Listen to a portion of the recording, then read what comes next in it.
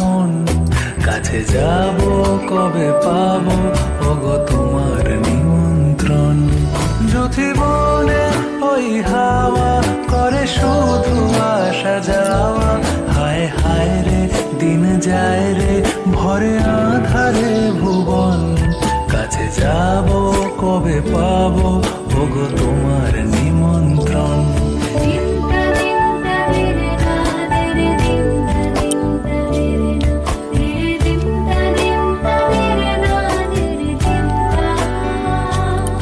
শুধু ঝরে ঝড়ো ঝড়ো আজ বাড়ি সারাদিন, আজ যেন মেঘে মেঘে হলো মন যে উদাসীন। আজ আমি ক্ষণে ক্ষণে কি যে ভাবি আন মনে, আজ আমি ক্ষণে ক্ষণে কি যে ভাবি আন মনে। তুমি আসবে ওগো হাসবে কবে হবে সে মিলন, কাছে যাব কবে পাবো ওগো তোমার নিমন্ত্রণ। Hello everyone, good morning. আজকে আবারও চলে এসেছি নতুন একটা ভিডিও নিয়ে তোমাদের সাথে, তোমাদের মাঝে। রুম্পারাই শর্ট চ্যানেলের পক্ষ থেকে সবাইকে বৃষ্টি ভেজা সকালের এক রাশ শুভেচ্ছা। তো আজকে আমি ঘুম থেকে উঠে জানলাটা খুলেই দেখি বাইরে বৃষ্টি পড়ছে, আর এর মাঝে আমার আজকে অনেক বড় একটা কাজ হয়ে গেছে। তো সেটা করে দিয়েছে রাইয়ের বাবা। তো চলো কি করেছে তোমরা একটু দেখে নাও। একটা সন্তানকে বড় করার পেছনে বাবার ভূমিকাও থাকে অপরিসীম।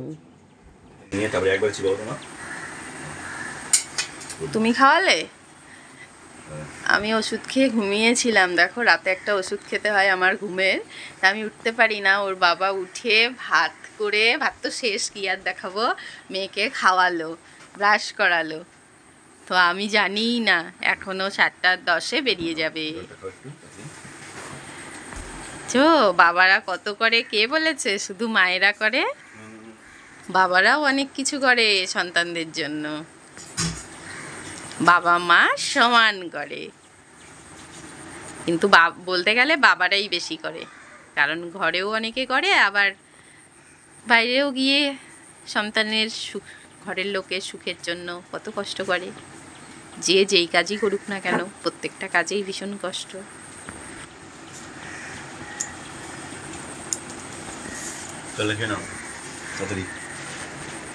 আজকে ওর রাইয়ের বাবা রাইকে সব কিছু করে রেডি করালো স্কুলের জন্য। তা আমারও হঠাৎ মনে পড়ে গেল, খুব কষ্ট হচ্ছে আমার বাবার জন্য। আজকে বাবাকে ছেড়ে কত দূরে থাকি। এরকম আদরের রাজকন্যা আমিও ছিলাম। আমি কেন, প্রতিটা ঘরের সন্তান, মেয়ে কন্যা সন্তানরাই প্রতিটা বাবার রাজকন্যা। আর বাবারা এভাবেই ছোটোর থেকে ভালোবাসা দিয়ে একটা মেয়েকে বড় করে। বৃষ্টিটা কেমন সময় বৃষ্টিটা পড়ছে স্কুলে যাওয়ার টাইমে।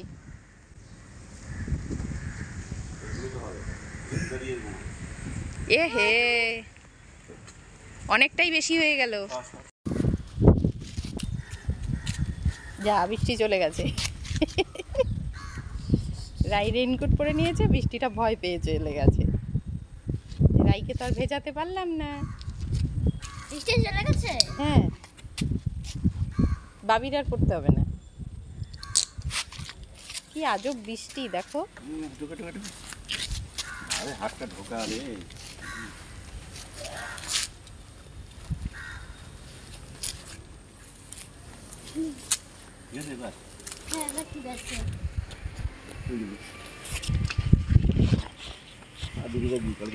কাদা ছিটে শেষ হয়ে যাবে। টাটা।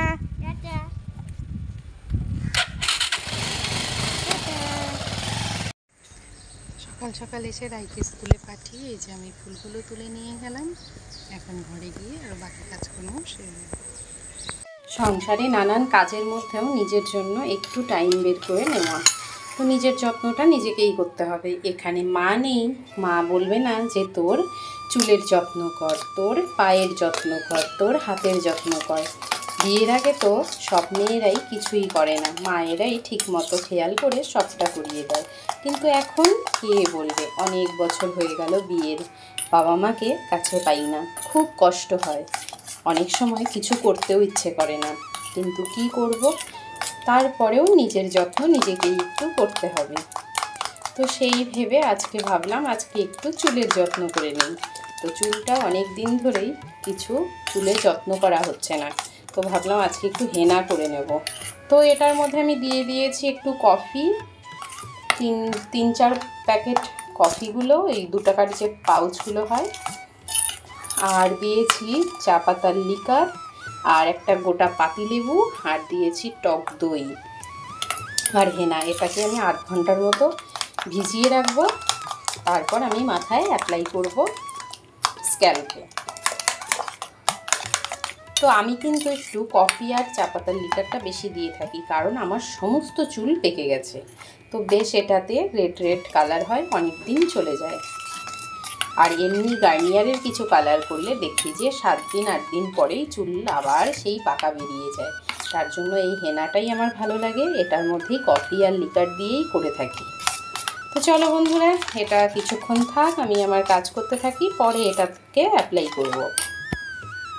আজকে খুব সুন্দর সুন্দর বাজার এসেছে। আজকে এসেছে 2টো মোচা, এখানে পটল, উচ্ছে, এখানে ভেন্ডি, এটা হচ্ছে কচু শাক, কচু শাক, ধনে পাতা, আর এদিকে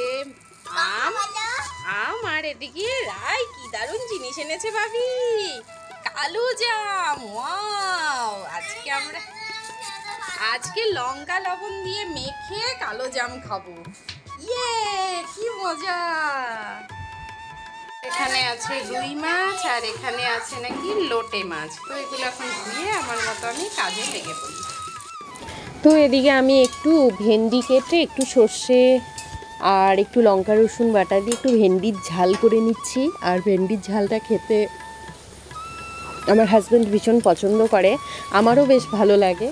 আর এদিকে ওই মাছগুলো পরিষ্কার করে নিলাম। তো আজকে একটু রান্না করব রুই মাছ, ওই বললাম রুই মাছ এনেছে, আর লোটে মাছ। আর লোটে মাছ না আমার আর আমার মেয়ের ভীষণ পছন্দের। আজকে লোটে মাছ করতাম না, রুই মাছই করছি। তো তারপরেও আজকে লোটে মাছ করতে হবে, তো আমি ভেবেছিলাম কালকে করব। তো রাই বলছে যে মা লোটে মাছ করুন, তা না হলে আমি ভাতই খাবো না। এবার বাচ্চা মানুষ এরকম আবদার করেছে, তাহলে করতেই হবে। তো সেই কারণে আজকে রুই মাছের ঝোলটা করব জিরে বাটা দিয়ে, পাতলা ঝোল। আমার বর আবার কোনো মশলা রিচ খাবার পছন্দ করে না, যার জন্য আমাদের ঘরে মাছের ঝোল বেশি জিরে বাটা পাতলা ঝোলই হয়। এবার তো সেটা করে নেব। এদিকে আমার ভেন্ডির তরকারিটাও হয়ে এসছে। আর ডিউটির টাইমগুলো এরকম জানো, কোনো রুটিন করে কোনো কাজ করতে পারি না, হঠাৎ করে যখন ডিউটি শোনায় তখনই চলে যেতে হয়। এখন এই মেয়েকে স্কুল থেকে নিয়ে এলো, ভাবলাম যে আজকে ডিউটি হয়তো হবে না, তো আবার হঠাৎ করে ডিউটি শুনিয়ে দিল। তো এই যে যার জন্য তাড়াহুড়ো করছি। আর আমার প্রতিটা দিনই তাড়াহুড়ো করেই কাজ করতে হয়, কারণ আগের থেকে জানি না কখন কাজে বেরোবে, কখন ডিউটি বেরোবে। ওই যখন ফোন করে হঠাৎ করে। আর আমার হাজব্যান্ড আবার বাইরের খাবারও পছন্দ করে না, যার জন্য সকাল টাইমটা আমার ভীষণ তাড়াহুড়ো থাকে, আর আমার রান্না করেই দিতে হয়। আর এদিকে কাজের ফাঁকে ভাত বসিয়ে আমি কিন্তু মাথায় হেনাটাও করে নিয়েছি। আর বেশ কিছুদিন থেকে প্রচণ্ড হেয়ার ফল হচ্ছে, আর আমার হেনা করার পর দেখি বেশ কিছুদিন এবার একটু হেয়ারটা কম ঝরে। তো এই যে তারপর তো ওর বাবা বেরিয়ে গেছে, খাওয়া দাওয়া সব কাজকর্ম সেরে আর রেকর্ডিং করতে পারিনি, তো আমরা একটু ঘুমিয়েছিলাম। এবার খাওয়া দাওয়ার পর ঘুমিয়েছিলাম, তো ঘুম থেকে উঠেই দেখো রাই আবার বদমাশি শুরু করেছে। করতে চলেছে রাই। রাই পাই যাই পচা রাই। দেখো দেখো দেখো আমার পেটে পা দিয়ে পেট ফেটে মরে যাব।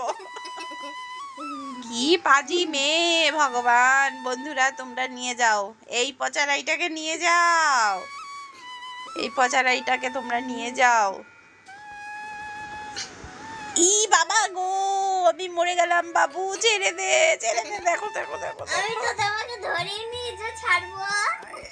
ওই ওই দুষ্টু মেয়ে, ওই দুষ্টু মেয়ে, ওই দুষ্টু মেয়ে, হি করে আসছিস, আমার পায়ের উপরে বসেছে। দেখো বাইরে বৃষ্টি পড়ছে, এদিকে পাখা ঘুরছে, আমি চাদর গায়ে দিয়ে শুয়ে আছি। এই তো বেশি বেশি বদমাশি করলে এরকমই হয়। দেখো পড়ে গেছে। তো ঘুম থেকে উঠেই রাই বায়না করছিল যে মা পার্কে যাব, চলো আমাকে একটু পার্কে নিয়ে।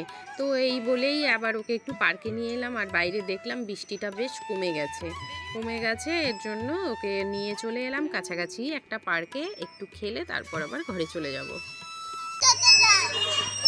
একটু খেলো।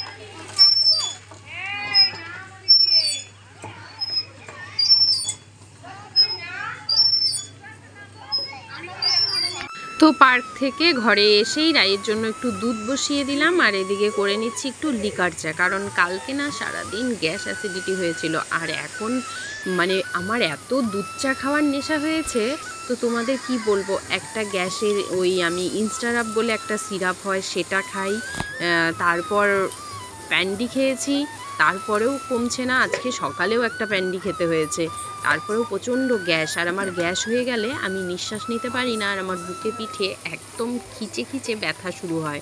তো আর ভাবলাম যে আর দুধ চা খাবো না, এবার দুধ চাটাকে একটু অ্যাভয়েড করতে হবে। তো এই বলে একটু লিকার চা বসিয়ে দিলাম। আর চায়ের নেশা যেহেতু হয়েছে, কিছু একটা খেতেই হবে। তো ওর বাবা কিন্তু নেই, তো আমি ভাবলাম যে আমি একাই একটু চা খেয়ে নিই। আর তো চাটাও আমার হয়ে গেল, আর রাইকে একটু দুধ খাওয়াবো, তারপর ওকে পড়তে বসাবো। আসলে বাচ্চারা সবসময় একঘেয়েমি ঘরে থাকে, আর তার মাঝে ওদের যদি একটু বাইরে বের করা হয়, ওদের মনটাও কিন্তু ফুরফুরে হয়ে ওঠে। আর দেখবে মাঝে মাঝে বাচ্চারা একটু বেশি খিটখিটে হয়ে যায়, কথা শুনতে চায় না, জেদ করে। তখন বুঝতে হবে মানে গ্রামের পরিবেশটা আলাদা আর শহরের পরিবেশটা একদমই আলাদা। কারণ শহরে কেউ কারো ঘরে বেশি যায় না, সবাই বদ্ধ অবস্থায় ওই চার দেওয়ালের মাঝেই বন্দি থাকে। তাই বাচ্চাদের একটু সময় পেলে আমি আপনাদের রিকোয়েস্ট করব, সবাই আমরা ফোন টিভির মধ্যে ঢুকে থাকি, যার জন্য বাচ্চারা কিন্তু সেরকমভাবে টাইম কাটাতে পারে না। তো সময় পেলেই ওদের একটু মাঠে নিয়ে যাবেন এবং কি পার্কে। তো ওরা ওদের মতো করে একটু শৈশবে খেললে ওদের কিন্তু মনটা ফুরফুরে হয়ে ওঠে। আর এরপর কিন্তু আমি যেদিনই রাইকে একটু ঘুরতে নিয়ে যাই, এসে দেখি ও সুন্দর পড়তে বসে পড়ে, আর কোনো রাগ জেদ কিছুই করে না, আর দুধ খেতে চায় না। আজকে পার্ক থেকে এসেও দুধটাও খেয়ে নিচ্ছে সুন্দর। আর এদিকে কিন্তু আমি চা নিয়ে একটু বসে গেছি আর ঘরে।